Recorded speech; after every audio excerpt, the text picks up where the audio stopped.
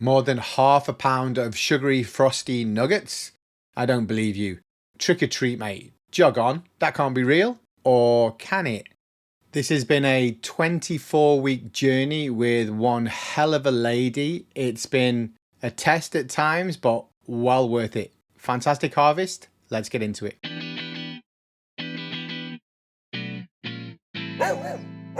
As mentioned, this journey started 24 weeks ago. This lady was a backup plant for another grow I had going, and basically one of those ladies had quite a lot of mutations, so I thought I'd cover my bases and start another bean. But after a few weeks, I decided I couldn't really get rid of her. I didn't know what to do with her. I didn't really have any space for her, but she was getting too big for the solar cup she was in, so I decided to repot her.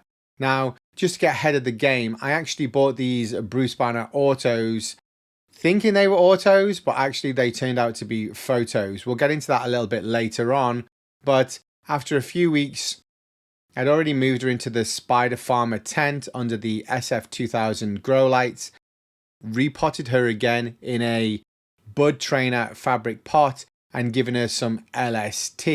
So as you can see, that's her sister on the left. That's another Bruce Banner growing in a 16-ounce solo cup. And on the right hand side, she's growing next to a Early Miss auto as well. So she's the one in the middle here. And as you can see, she was already looking really nice and there was just no way that I could get rid of her. She'd already taken over the Early Miss growing on the right hand side. So you can see she was growing fast and she was looking pretty. So I decided to keep her. And little did I know, she was just going to kind of bully these ladies on either side of her out of the tent. She was about to grow into a monster. And if you guys have been following along with this grow, you know just how big she gets. But I didn't know at the time. I still thought she was a auto flower until I'd flipped her after about 8 weeks and she started to flower here. So I'd already realized now that I was dealing with a photo period. But because she was 8 weeks old, she still had a stretch to go. And as soon as I flipped her, she just turned into this monster and pushed all of the other ladies out of the tent, as you can see. So she just grew and grew and grew. If I was to do this again, I would have probably used a scrog net, but basically I was just kind of like watching her grow in amazement. By mid-September, she had already entered into senescence and basically was just going into old age. She grew so fast that I just kind of had no kind of plan for her. I was just basically adapting to her needs and going through it. So as you can see, her pineapples by mid-October were huge, bigger than a Fanta can, just massive colas. And I just stood back in awe, to be honest with you. She smelled fantastic, but I started to get worried because she was getting so big.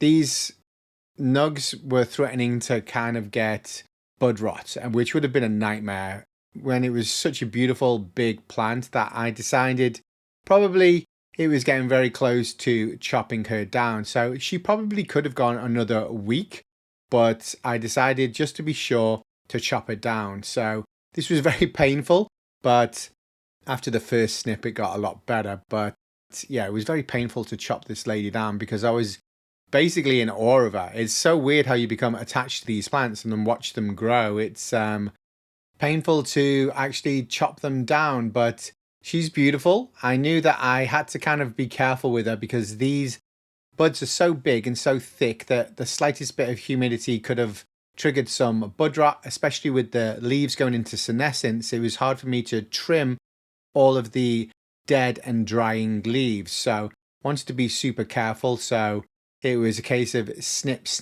and after the first snip it was a lot easier to do the others, but it was difficult to say goodbye to her.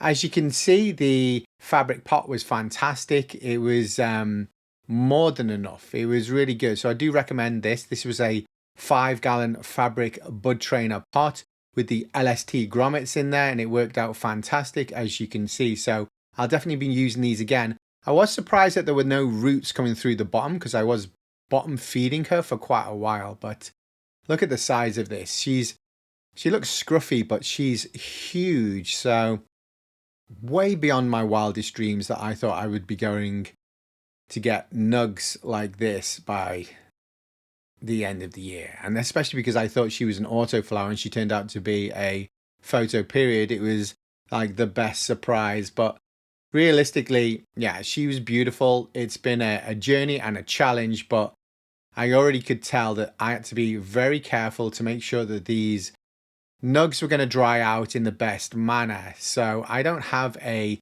spare tent to dry and control the humidity and temperature in. And I don't have a cabinet like a canitrol or anything along the lines of that. I do have a cupboard or a small kind of wardrobe that I've used in the past. And the temperature in here is about 60 to 70 degrees with a humidity of 55 to 65%. So it's perfect.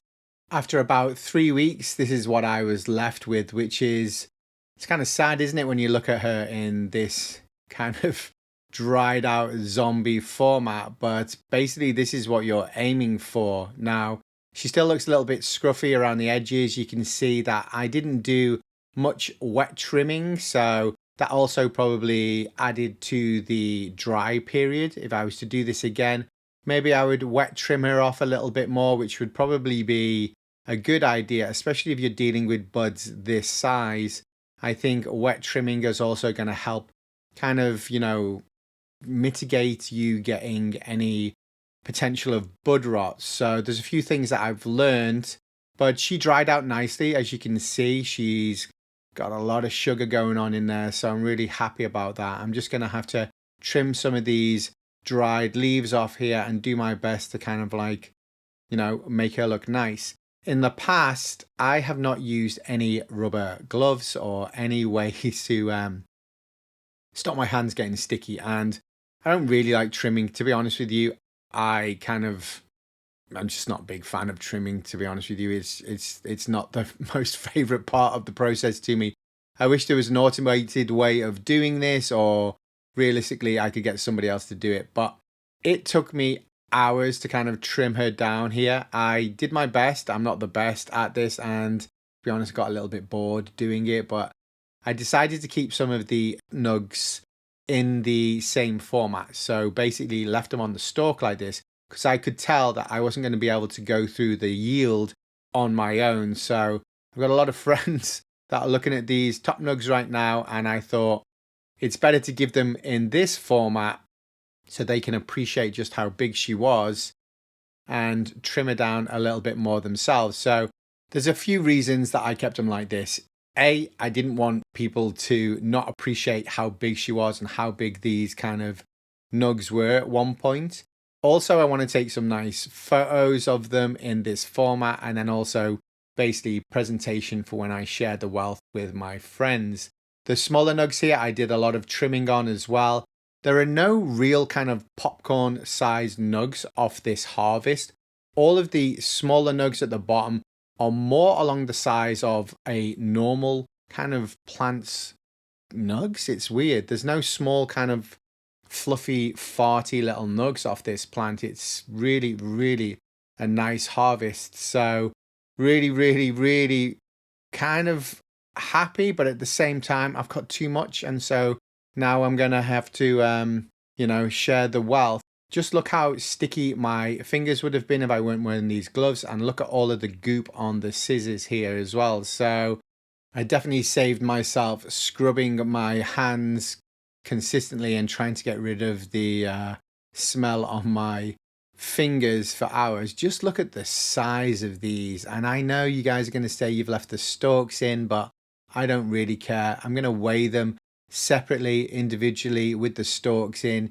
You can minus a little bit just to kind of, offset the stalks. But for presentation purposes, when I kind of take photos and start to share these out with my buddies, I want to kind of keep them in this format because they are impressive. They kind of look like Weetabix. If you guys know what Weetabix are, might not get them in North America. You definitely get them in the UK. Though I haven't had them for a while, but yeah, the top nugs look like Weetabix, and then these smaller ones here look more kind of along the reasonable large size that you get off a normal yield. So yeah, I'm super happy. I can't really tell you how happy I am. They are springy and soft. They're not fluffy.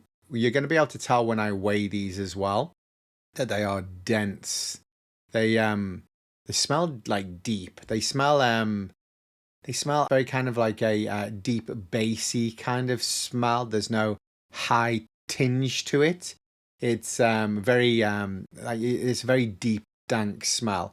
It's definitely changed throughout the whole process. When she was in the tent, it was kind of like a lemony, citrusy smell, and then when she was drying, wet drying, as she was kind of sweet, almost sickly sweet. So it is interesting just how the kind of smells and the profiles just kind of change as she cures. Here's some of the trim. I'm probably going to keep this, maybe make myself some more butter. Here are the general kind of nugs as you've got here. There's just a ton of it, a mountain of this stuff. So yeah, this is crazy. Let's weigh out some of the individual top nugs here. I've got the branches in, so as you can see, they're kind of still springy and firm, but with the branch in, so you can subtract a little bit for the stalk weight. But the first one comes in at around 18.9, so at least 18. And this second one here, as you can see, very springy, very kind of firm. This one comes in at 12, so at least 11 and a half. And then this other one, that's just so big. I can't wrap my head around me looking at how big these are. So let's have a look. So this one is 25.1, so at least 24 and a half there. I'm being generous. Stalks don't really weigh that much. And this one is 19.2, so that's at least 18 and a half. And then this one here as well. We're getting into the smaller ones, but they're all still pretty big and impressive. So this one is 12.8, so probably around 12 and a half.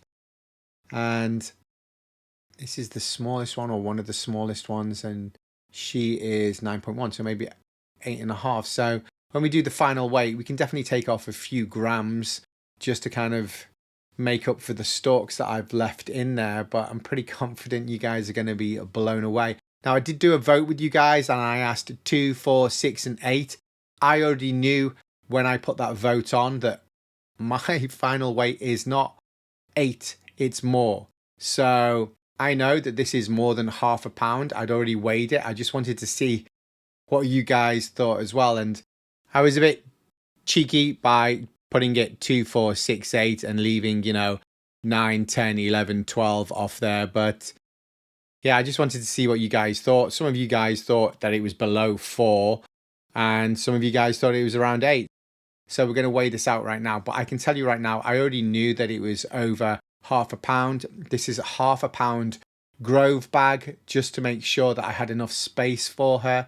We're going to weigh that out first, and then we're going to subtract the weight of this bag from the final weight once it's filled with all of those trimmed up nugs there as well. So she comes in at 18.5, so we're going to subtract 18.5 grams. And just to make sure that you can see that there is nothing holding this up and that this bag is actually 18.5, I'm going to film myself going underneath, so you can see she's fully elevated. That bag is 18.5 grams, so we're going to subtract 18.5 grams from the final weight, plus a few grams for whatever stalks that I've left in on those top nugs there as well. So let's fill this bag up. It's crazy. It's like having a pillowcase. This is way beyond anything that I would imagine I would start to grow, especially indoors as well. When I started, I had a 2x2 by 5 foot high tent, and I was growing autos, and they weren't, it was hard to explain. When I started, I had no kind of like concept of just how big these plants could get, even though I'd seen some beautiful pictures, online and of other people's grows and outdoor, these things, just kind of mountainous trees, but I had no concept of what I could do myself. I was quite happy with these small little buds. So when I get to see this, may have ruined it for myself moving forward.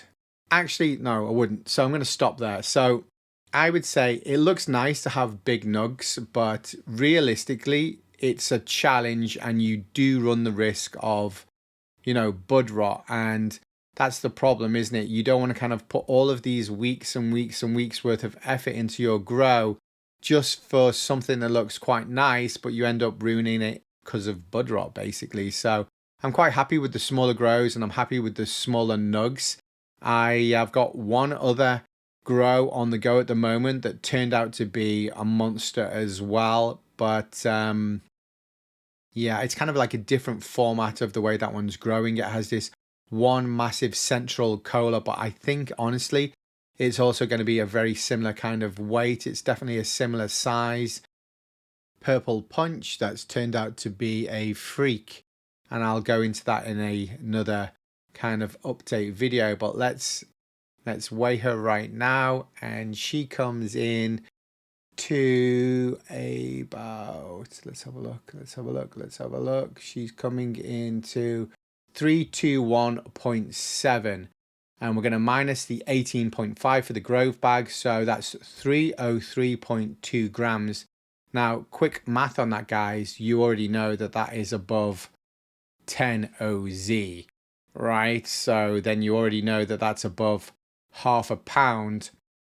That is mind-blowing. That is actually mind-blowing to me that I've got a plant that gave me more than 10 OZ and half a pound. But as you can see, there's no extra weight on the bag. There's nothing supporting it. There's nothing pulling it down. So over half a pound, blown away. I think a lot of it is luck because I thought I was getting an auto flower. It ended up being a photo period. So I did let it kind of veg till 8 weeks and then it stretched after that. So some of it is kind of like good fortune. I don't know if I'd have let her veg as long, but I ended up with half a pound. It's fantastic to think that, a happy accident ended up with this. And I was going to give her away or kind of throw her away, or she was the backup to another, grow. So maybe I should celebrate with one of these little squidgy nugs here, or nah, I'm going to go big or go home. I'm going to chill out and read this fantastic magazine from National Geographic about the cannabis revolution and how science is unlocking the plant's medicinal secrets. It's actually a pretty good buy. And I'm also going to get to use this Spider Farmer grinder that I've had waiting to celebrate these awesome nugs. So that's my evening, guys. Thanks for tuning in. I do appreciate it. Keep all the likes, all the comments, all the feedback, all of the support. I really do appreciate you guys. Thank you, Spider Farmer. If you guys are in the market for some Spider Farmer gear, you can use my code MyDankDog420 on the Spider Farmer site to save yourself some cash. Stay tuned for the next episode. This has been a fantastic grow. Bye bye.